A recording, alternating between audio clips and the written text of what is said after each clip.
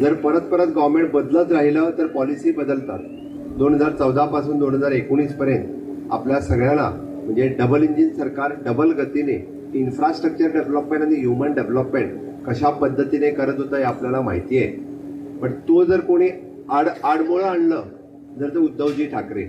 खरं म्हणजे महाराष्ट्रातील सगळ्या जनतेने परत एकदा डबल इंजिन सरकारसाठीच वोटिंग केलं होतं 2019 मध्ये पण, होय की नाही?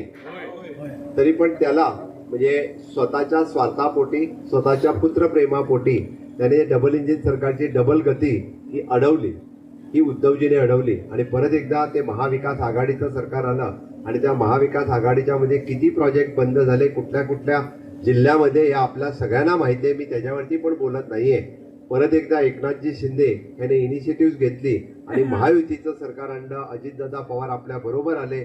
या निमित्ताने ऍक्च्युली डबल इंजिनचं सरकार ट्रिपल इंजिन झालं आणि ते अजून जोराने महाराष्ट्रामध्ये स्पीडने पळायला लागलं.